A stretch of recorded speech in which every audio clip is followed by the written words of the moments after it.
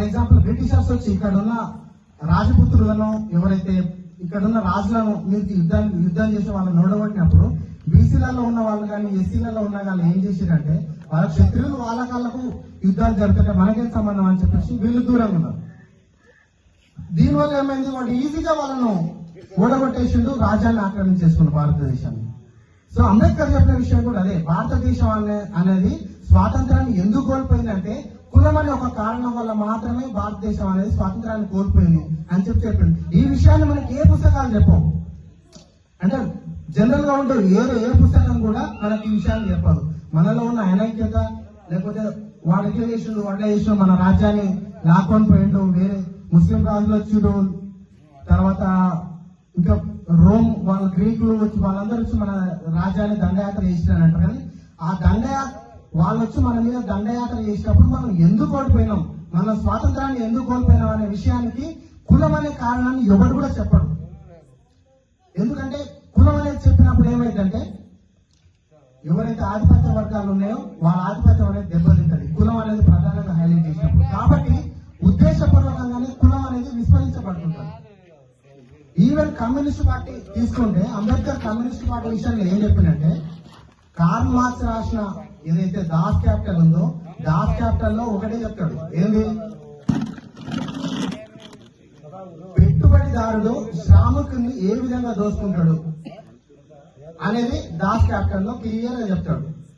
So కాబట్టి వచ్చిన ఫలితం అనేది పెట్టుబడిదారుడికి ఎంత శ్రమ అయితే ఉందో వాడికి అంత పోవాలి, ఇక్కడ శ్రామికుడు కూడా అంతే హక్కు ఉండాలి అనేది దాస్ క్యాపిటల్ లో చెప్తాడు. శ్రామికుడు కానీ పెట్టుబడిదారుడు కానీ వాడు మానసిక శ్రమ చేస్తాడు, వీడు శారీరక శ్రమ చేస్తాడు. కాబట్టి వాని శ్రమ తగ్గట్టు వేతనం వానికి ఉండాలి, వీని శ్రమ తగ్గట్టు వేతనం వీనికి ఉండాలి. సో ఇది సమన్యాయం. సో కాబట్టి శ్రమ అనేది ప్రధానంగా ఉంటుంది మన కార్ల్ మార్క్స్ రాష్ట్ర దాస్ క్యాపిటల్ లో. అదే దేవుడు అనమాట.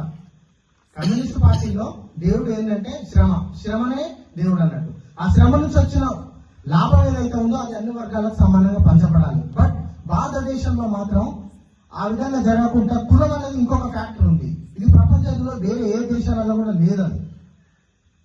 ఫర్ ఎగ్జాంపుల్ రష్యా విప్లవం కనుక తీసుకుంటే అక్కడ ఏం జరుగుతుందంటే, ఇంకొక విషయం ఏం చెప్తాడంటే అంబేద్కర్, కమ్యూనిస్ట్ పార్టీ అనేది శ్రమను ఆధారం చేసుకొని సమన్యాయం ఆధారం చేసుకొని అది ఒక ఉద్యమం ఒక మంట లాంటిది.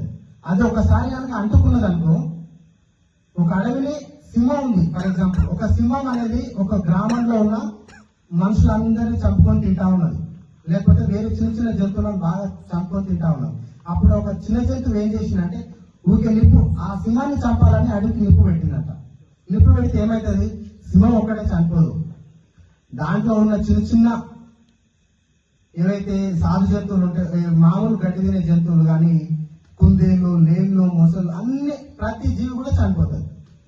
సో కమ్యూనిస్ట్ పార్టీ కూడా అంబేద్కర్ అభిప్రాయాలు చెప్తున్నారు, నా సొంత అభిప్రాయాలు కాదు. సో కాబట్టి ఇప్పుడు ఫర్ ఎగ్జాంపుల్ నక్సలిజమే అనుకుందాం.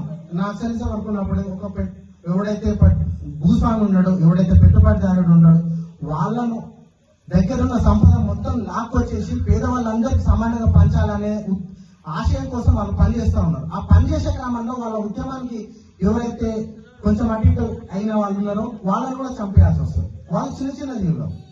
సో కాబట్టి కమ్యూనిస్ట్ పార్టీ అనేది ఒక కార్చిచ్చు లాంటిది. అది క్రూర జంతువులను చంపుతుంది, ఇటు సాధు జంతువులను కూడా చంపుతుంది. కాబట్టి అట్లా ఉండదు. సో అంబేద్కర్ ఏం చెప్పినంటే అందుకోసం అని చెప్పేసి అట్లా ఉండదు, అందుకోసమని నేను బౌద్ధాన్ని తీసుకుంటున్నా. బౌద్ధ మతం ఏం చేస్తుంది, అది నైతికతనే పునాదిగా ఏర్పడ్డ మతం అది. సో కాబట్టి హిందూ మతంలో నీకు ఎంత టాలెంట్ ఉంది, ఎంత మేధావైనా, ఎంత గొప్ప స్థాయికి ఎదిగిన ఏదైనా చివరికి నీ గుర్తింపు అనేది కింది స్థాయి వాళ్ళ లాగానే మిగిలిన 80% మంది గుర్తిస్తా ఉన్నారు. సో కాబట్టి ఆ రకమైన గుర్తింపుతోటి నేను భరించలేను, ఇంకా భరించిన రోజు భరించిన కానీ ఇంకా నేను అట్లా బతకలేను. ఏదో తెలుసుకుంటే ఇట్లా పుట్టినా కానీ ఆ రకంగా నేను చావలేను. కాబట్టి నేను మతాన్ని వదిలేస్తున్నా. అంబేద్కర్ కూడా మొదట్లో హిందూ మతం అంటే అభిమానం ఉండే, అందుకోసమే దేవాలయాల ప్రవేశాల కోసం ఎంతో ఉద్యమాలు చేసిండు. కానీ ఆ ఉద్యమాలల్లో ప్రేమ లేని, హిందూ మతం మీద ప్రేమ లేని హిందూ దేవాలయాల ప్రవేశం కోసం ఉద్యమాలు చేసిండా, సామూహిక భోజనాల కోసం ప్రయత్నం చేసిండు. అయినప్పటికీ కూడా వాళ్ళు ఏం చేశారు, పాడుబడ్డ దేవాలయాలను లేకపోతే ఇంకేవేవో దేవాలయాలను చూపించి ఇక్కడనే ఇదే మీ దేవుడు ఇక్కడనే వెళ్ళి పూజించమని చెప్పారు. అయిపోయింది. కాబట్టి విసిగిపోయింది ఆయన. ఇంకెన్ని రోజులున్నా హిందూ మతం అనేది కులాలతో విభజించబడే ఉంటది. నేను ఇంట్లో కొనసాగినంత కాలం నన్ను దళితుడిగానే గుర్తిస్తారు, కాబట్టి నేను ఇంకా ఇందులో ఉండలేను అని చెప్పేసి ఆయన చివరిగా ఒక 4 రోజులు అయితే చనిపోతానగా బౌద్ధాన్ని తీసుకుంటారు. బౌద్ధం ఏంటంటే అది నైతిక విలువలే పునాదిగా ఉన్నది కాబట్టి బౌద్ధాన్ని స్వీకరించిండు, కులాన్ని వదిలేసిండు. కానీ మనం ఈరోజు ఏం చేస్తా ఉన్నాం? అంబేద్కర్ మాలన మాదేనా అనే క్వశ్చన్ తోటి మనం స్టార్ట్ చేస్తున్నాం. అంటే కులాన్ని వదిలేసిన అంబేద్కర్ ను తీసుకొచ్చి మళ్ళీ కులాన్ని మనం అంటగట్టి మనలో ఉన్న కుల భావనతోటి అంబేద్కర్ ను కూడా కులం స్థాయికి మళ్ళీ గుంజేస్తా ఉన్నాం. అంబేద్కర్ ను కులం స్థాయికి దించొద్దు, ఎందుకంటే కులాన్ని వదిలేసుకుంది ఆయన. ఒక బౌద్ధ మతస్థుడు ఆయన, ఒక బౌద్ధ మతస్థుడిగా గుర్తిస్తే చివరిగా ఆయన బౌద్ధ మతస్థుడిగా చనిపోయాడు కాబట్టి. కానీ మళ్ళీ అంబేద్కర్ మాలన మాదేనా ఈ క్వశ్చన్. బీసీలు ఏమనుకుంటారు? అంబేద్కర్ దళితుడు మావుడు కాదు, సో కాబట్టి నాకే సంబంధం అనేది బీసీల వాదన. ఓసీలు కూడా ఏంది, ఈ అంబేద్కర్ మొత్తం తీసుకొచ్చి రిజర్వేషన్లు ఇచ్చిండు కాబట్టి రిజర్వేషన్ వల్ల మేము నష్టపోతున్నాం అనేది వాళ్ళ ఫీలింగ్. వాళ్ళకు అరకొర జ్ఞానంతో ఆ విధంగా మాట్లాడతారు. ఓసీలలో ఎవరైతే ఇంటలెక్చువల్స్ ఉన్నారో వాళ్ళకి తెలుసు అయితే నిజమైన సమన్యాయం అనేది ఏంటంటే, ఒకవేళ కనుక రిజర్వేషన్ వ్యవస్థ అనేది తీసుకొని రాకపోయి ఉండుంటే, రిజర్వేషన్ వ్యవస్థ కనుక రాకపోయి ఉంటే భారతదేశంలో ఏం జరిగేది? అణచివేత అనేది అధికమయ్యేది. అణచివేత అధికమైనప్పుడు విప్లవం అనేది అనివార్యంగా వస్తుంది, మీ అందరికి తెలిసేది. సో కాబట్టి విప్లవం అనివార్యంగా వచ్చినప్పుడు ఈ వర్గాలు ఏవైతే ఉన్నాయో ఇవి అప్పర్ క్యాస్ట్ మీద దాడులకు చేస్తాయి. ఆ దాడులు చేసినప్పుడు వీళ్ళకు కూడా బ్రతకడానికి కష్టమయ్యేది అప్పర్ క్యాస్టులకు. కానీ అంబేద్కర్ అట్లా చేయలేదు. రిజర్వేషన్ వ్యవస్థను తీసుకొచ్చి అటు ఓసీలను బతికించిండు,